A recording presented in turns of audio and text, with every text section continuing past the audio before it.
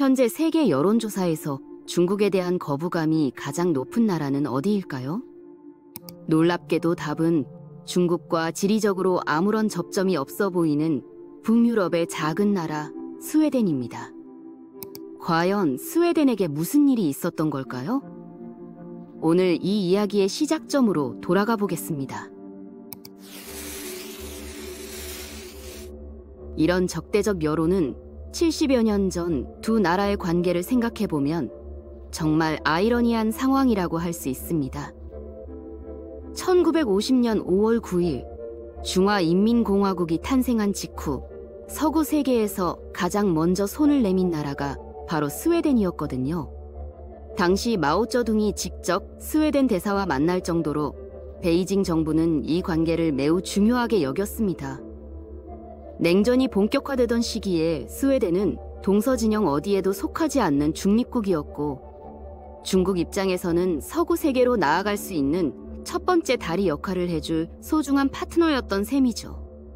물론 나중에 공개된 기밀 문서들을 보면 스웨덴도 미국 및 나토와 은밀한 협력 관계를 유지하고 있었다는 사실이 드러나긴 했습니다만 표면적으로는 완벽한 중립을 표방하고 있었습니다. 스웨덴 입장에서 중국과의 특별한 관계는 자신들이 진정한 중립국으로서 동서양 진영 사이에서 균형 잡힌 역할을 한다는 자부심의 원천이었습니다. 그들은 이런 역사적 배경 때문에 중국으로부터 특별한 대우를 받을 것이라는 기대를 갖게 됐죠. 하지만 중국의 동기는 스웨덴이 생각했던 것보다 훨씬 더 계산적이고 실리적이었습니다. 1950년 당시 갓 태어난 공산주의 정부는 국제사회 대부분이 대만으로 밀려난 국민당 정부를 정통 정부로 인정하는 심각한 딜레마에 직면해 있었거든요. 사실 영국이나 노르웨이, 덴마크 같은 나라들이 스웨덴보다 더 먼저 중화인민공화국을 승인하겠다는 의사를 밝혔습니다. 스웨덴은 눈치를 보다가 그 뒤를 따른 상황이었죠. 그런데 중국은 자국을 승인한 여러 나라 중에서 가장 중립적으로 보이고 활용도가 높은 스웨덴을 첫 번째 공식 외교관계 수립 대상으로 선택했던 겁니다. 중국에게 스웨덴과의 외교관계 수립은 서구 세계로 진출하기 위한 발판을 마련해준 중요한 전략적 성과였습니다. 마오쩌둥에게 이 사건은 상호 우정이나 특별한 유대보다는 국제 무대에서 자국의 위상을 높이고 실익을 챙기기 위한 수단 중 하나에 불과했죠. 결국 첫 번째 서구 친구라는 타이틀은 스웨덴이 생각해온 것과는 전혀 다른 의미였고 중국에게는 처음부터 지금까지 딱히 특별한 관계를 뜻하는 상징이 아니었던 셈입니다. 그럼에도 불구하고 이런 서로 다른 인식과 기대치는 수십 년 동안 큰 문제를 일으키지 않았습니다. 에릭슨이나 이케아 같은 스웨덴 기업들이 중국 시장에 연이어 진출하면서 양국 간 경제 교류는 꾸준히 늘어났고 워낙 지리적으로 멀리 떨어져 있어서 서로 갈등을 벌일 일도 거의 없었거든요. 실제로 21세기 초반까지만 해도 스웨덴 내 중국에 대한 호감도는 비호감도보다 높은 수준을 유지하고 있었습니다. 당시까지만 해도 스웨덴 사람들은 중국을 경제 발전을 이뤄낸 거대한 문명국 정도로 인식하고 있었고 오히려 경제적 기회의 땅으로 여기는 경우가 많았죠. 문제는 이런 상호 인식의 차이가 양국 간의 심각한 갈등이 벌어졌을 때 그 갈등을 더욱 격화시킬 폭탄과 같은 잠재력을 갖고 있었다는 점입니다. 중국이 평소처럼 실용주의적이고 힘의 논리에 따라 행동했을 때 스웨덴 사람들은 이를 단순한 외교적 결례가 아니라 70년간 쌓아온 신뢰의 토대를 무너뜨리는 배신 행위로 받아들일 수밖에 없었던 거죠. 그리고 2015년 10월 양국 관계에 심각한 균열을 일으키는 결정적 사건이 터집니다. 1992년부터 스웨덴 시민권을 취득해 살고 있던 구이민 하이라는 남성이 있었는데 그는 중국 정치 엘리트들과 시진핑 정부를 비판하는 책들을 전문적으로 출판하는 일을 해왔습니다. 그가 운영하던 거강 서점은 홍콩에 위치한 소규모 출판사였지만 중국 공산당 고위층의 내부 정보와 스캔들을 폭로하는 서적들로 유명했습니다. 중국 본토에서는 금지된 책들이었지만 홍콩의 일국양제 원칙 하에서는 합법적으로 운영될 수 있었죠. 2015년 10월 이 구이민아이가 태국 파타야에서 휴가를 보내던 중 중국 정보요원으로 추정되는 인물들에게 납치당하는 사건이 발생했습니다. 그의 실종은 단순한 개인의 문제가 아니었습니다. 그와 함께 거강서점을 운영하던 다른 4명의 동업자들도 비슷한 시기에 연달아 실종됐거든요. 이 소식은 스웨덴 언론을 통해 빠르게 퍼져나갔고 이후 전개된 상황은 스웨덴 국민들을 경악하게 만들기에 충분했습니다. 구이민하이가 실종된 지 3개월 후인 2010년 1월 그는 갑자기 중국 국영방송 CCTV에 등장해서 예상치 못한 자백을 시작했습니다. 자신이 2003년 중국에서 저지른 음주운전 뺑소니 사건 때문에 스스로 중국에 돌아왔다고 고백한 거죠.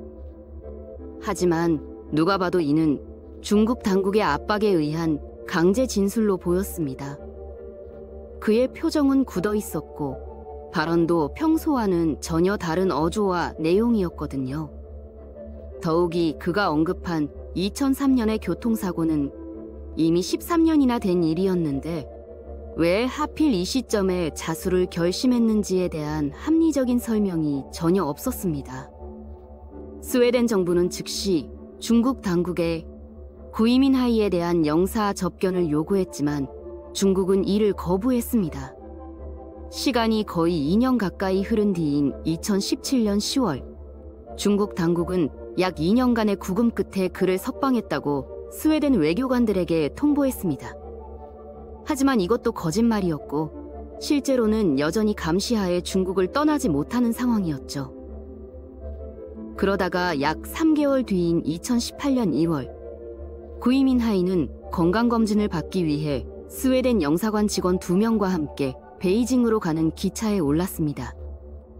스웨덴 정부는 이를 영사접견의 기회로 여겼고 마침내 그의 안전을 확인하고 석방 절차를 밟을 수 있을 것이라고 기대했습니다. 그런데 기차가 움직이는 도중 갑자기 사복 경찰들이 급습해서 외교관들이 지켜보는 앞에서 구이민하이를 강제로 끌고 나간 겁니다. 스웨덴 외교관 앞에서 벌어진 이런 행위는 스웨덴에게 있어 용납할 수 없는 모독으로 받아들여질 수밖에 없었죠. 이는 단순히 한 개인을 체포한 사건이 아니라 스웨덴의 외교 주권에 대한 직접적인 도전이었습니다. 국제법상 외교관의 영사 접견권은 신성 불가침한 원칙 중 하나인데 중국이 이를 무력으로 방해한 것은 스웨덴 국가에 대한 모독이나 다름없었거든요.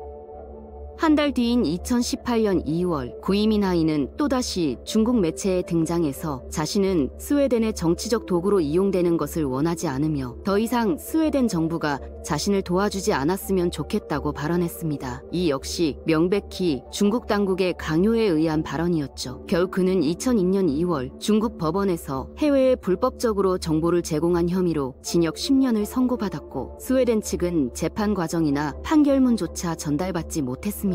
스웨덴 시민이 중국에 납치당해서 구금되고 강제로 자백하게 만들어진 다음 감옥에 가게 되는 일련의 과정은 스웨덴 당국에 심각한 충격을 안겨줬습니다. 물론 그 이전에도 신장 위구르나 홍콩 등 중국의 인권 문제는 많은 서구 국가들에게 중요한 관심사였습니다. 하지만 이런 문제들은 중국 내부에서 벌어지는 일이기도 하고 유럽과는 지리적으로 멀리 떨어진 곳의 이야기여서 다소 추상적으로 느껴지는 측면이 있었거든요.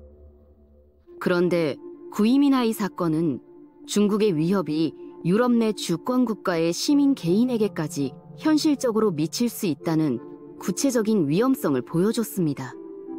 그동안 멀리 떨어진 권위주의 국가의 먼 이야기였던 것이 우리 이웃의 이야기, 우리 중 한 사람의 이야기로 바뀌게 된 거죠. 더 나아가 이 사건은 스웨덴 시민들의 안전과 권리에 대한 직접적이고 실존적인 위협으로 다가왔습니다. 스웨덴에서 20년 넘게 살아온 시민이 해외여행 중에 납치당할 수 있고 스웨덴 정부도 그를 보호할 수 없다는 현실이 적나라하게 드러난 거거든요. 이처럼 구이민하이 사건이 스웨덴 대중의 분노와 위기의식에 불씨를 제공했다면 이어진 중국의 후속 조치들은 그 불씨를 거대한 화재로 키워버린 기름과 같았습니다. 2017년 새로 부임한 구이중류 중국 대사는 이른바 늑대전사 외교, 즉 전랑 외교를 스웨덴에서 본격적으로 시작했습니다. 그의 재임 기간인 2017년부터 2021년까지는 양국 간의 끊임없는 외교적 마찰로 점철됐습니다. 그는 구이민하이 사건 이후 스웨덴의 민주주의 제도를 공격하고 위협하는 발언들을 쏟아내며 4년 동안 무려 40회 이상 스웨덴 외교부에 불러가서 항의를 받을 정도였습니다. 그의 발언 수준은 이런 정도였습니다. 우리는 친구에게는 좋은 와인으로 대접하지만 적에게는 산탄총을 사용한다. 라이트급 선수가 헤비급인 중국을 도발하고 있다. 선량한 헤비급 복서로서 라이트급에게 몸조심하라고 충고하는 바다.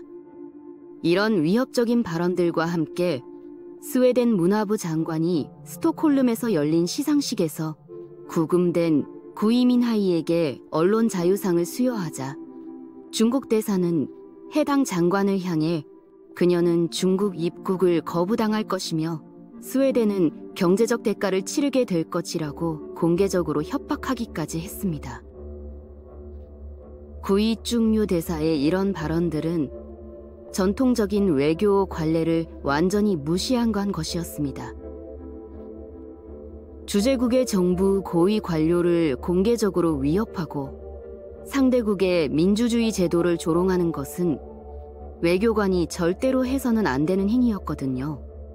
더욱이 그는 스웨덴 언론과의 인터뷰에서 구이민하이 사건에 대해 중국 내정에 간섭하지 말라고 하면서도 동시에 스웨덴 내부 정치에는 거침없이 개입하려는 모순적인 태도를 보였습니다.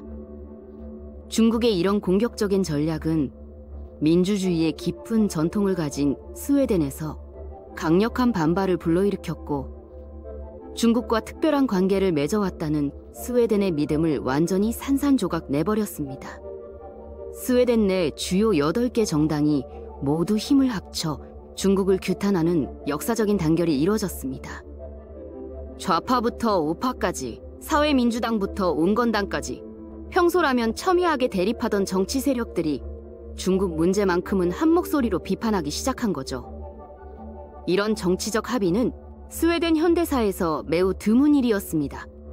스웨덴 언론들은 더욱 거세게 중국을 비판하기 시작했습니다. 특히 스웨덴의 대표적인 일간지인 다겐스 니에테르와 아프톤블라데트는 연일 중국의 인권 문제와 권위주의 체제를 비판하는 기사들을 쏟아냈습니다. 스웨덴 공영방송 SVT는 중국의 신장 위구르 탄압과 홍콩 민주화 운동 탄압을 집중 보도했고 이는 스웨덴 국민들의 중국에 대한 인식을 더욱 악화시키는 요인이 됐습니다. 심지어 스웨덴 정부는 중국의 영토인 신장 위구르 자치구의 인권 상황에 대해 이 지역에서 벌어지는 대규모 구금과 종교 자유 제한을 구체적으로 언급하며 비판의 목소리를 높여갔습니다.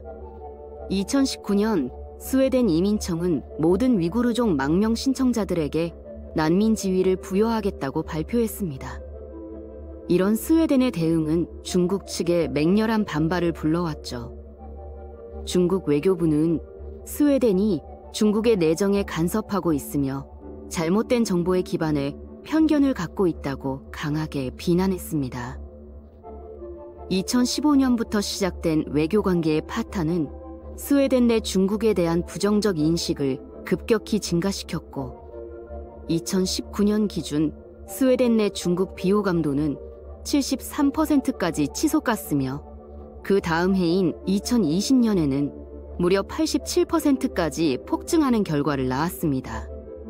이후 2020년 10월 스웨덴 당국은 중국 장비 사용이 국가 안보의 위험을 초래할 수 있다는 이유로 자국의 5G 네트워크 구축에서 중국의 화웨이와 ZTE 장비 사용을 금지하는 조치에 들어갔습니다.